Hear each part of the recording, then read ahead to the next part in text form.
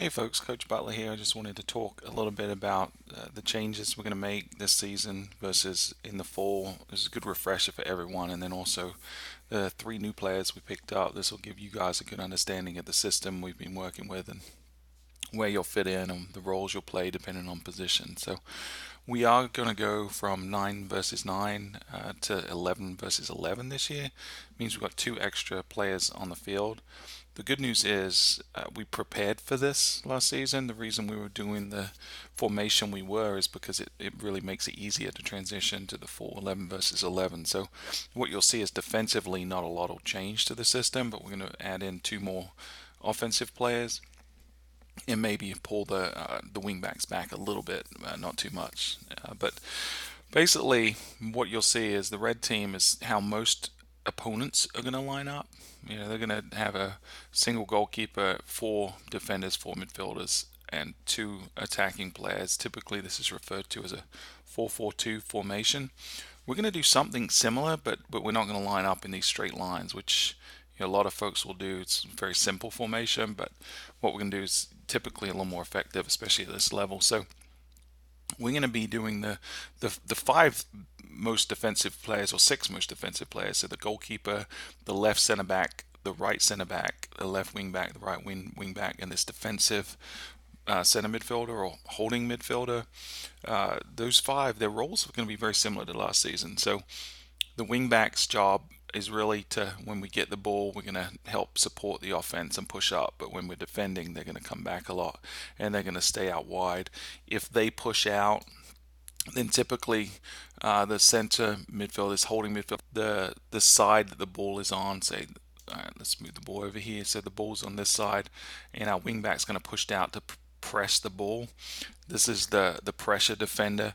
We're going to want to make sure that there's someone supporting defender. So if it's this far up, that might be the central midfielder. But if the ball's, say, back here and the left wing back is the pressure defender, then this center back is going to come over as the support, which would mean the defensive center midfielder will kind of pull back a little bit, fill in that gap, and then obviously everyone else slides over as well to fill in the gaps.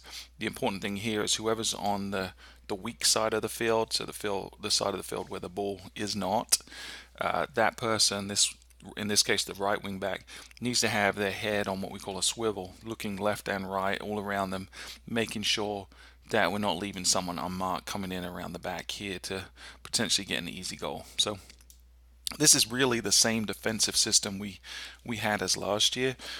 Because we got the extra attacking midfielder and the extra center forward this year, it means that these guys aren't going to have to get up as far, but they can still defend like they are.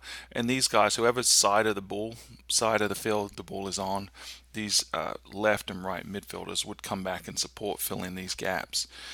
When we are defending, I still want both the left and the right attacker, because we've got this extra attacking player now, staying up and pushing, stretching the field. But the position is going to be a little different because we used to have one. We used to like them kind of staying somewhere like halfway between the center circle and the sideline around here. What I want to happen this season, because we've got two options, is this person to always be moving so they're in line with the ball. So if the ball is right here, this attacking person stretching the field as far as they can around the halfway line and coming level. So if the ball shifted in a little bit over here, then this person is going to shift. And then the weak-sided attacking player is going to, again, stay up towards the halfway line, maybe drop a little bit in past the circle, but I certainly don't want them coming back and defending. But this person's going to shift over from the right to more of a central position. So that way, when we're trying to clear the ball, and again, at this level, all we really need to do in defense is get the ball out of the danger zone. We're not going to try to play it from the back and be cute like that. We're just going to try to clear it as hard as we can.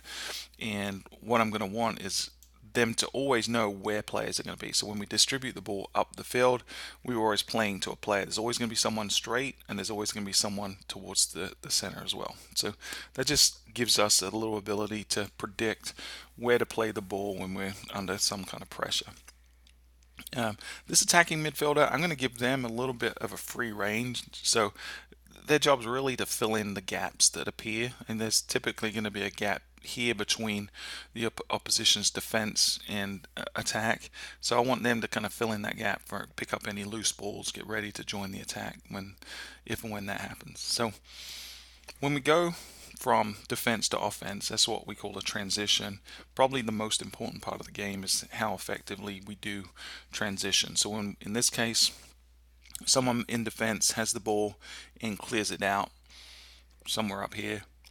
Our attacking players are going to chase that ball, try to hold it up, prevent it from coming straight back at us. One of the best ways to do that is to get everyone up the field. So typically what I like to do is, these guys naturally are going to follow the ball. So the attacking players are going to be following the ball and pushing up the field like this. But what can often happen is some of the defense pushes out, maybe this holding midfielder and this person kind of pushes up, and then this person starts to come up, but one or two players kind of hang back. And what this does is, one, it creates a big gap right here, but two, it allows their players, maybe some of their offensive players, to stay up in our half of the field, which is always dangerous because if the ball does get played back, then they have an option to score, and we've got numbers committed to offense, and we could get exposed. So really, partly this is on the goalkeeper to shout and communicate with the players, but it's really to the centre backs to communicate, the left and the right centre back, so that they are working as a team, and as that ball comes out, they're pushing up as a unit together and making sure that the wing backs are always staying in front of them and allowing us to gain all this territory. At this point, because of the offside rule, this player can no longer stay here. If they do, at this level, they'll probably be slower to come back than we are if we're good at transitioning. And then the ball gets played over to him and he's offside. So we get the ball back and we gain territory. So that's why it's important to transition fast. As the ball goes from defense to offense, we need to make sure those center backs are pushing up. Now, when we do have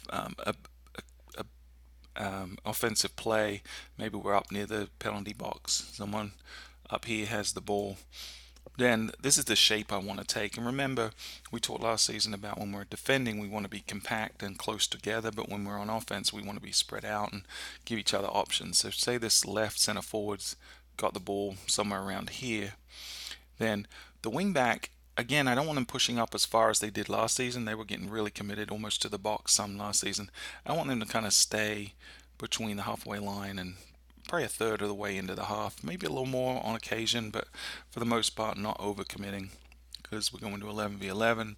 We don't need to add those numbers. So these guys will push up. Maybe this person squeezes over because they're on the weak side of the field. The right midfielder, I'm going to want pushing all the way up, and they can use the full width of the field. It'll be a little wider because we're playing 11v11, so it'll be a bigger field. They can use the full width, but again, if they're on the weak side, they'll probably want to come in to the edge of the box somewhere around here. This right center forward needs to always be trying to run past the defense in front of the other person who's got the ball, making runs through to beat the defense, but make sure they're staying on side. And then this attacking midfielder essentially becomes another body that has free reign to move all around in this area, try to get into space, get open, make plays through the middle. And this left midfielder usually going to support either on the overlap or coming right behind that center forward if they got the ball. So this is kind of shape I want. In this case, the center backs are going to be right up to the halfway line, as far as they can get to the halfway line, not past the halfway line. And then this defensive midfielder is kind of looking around, seeing what the gaps are and making sure they fill in this gap right here.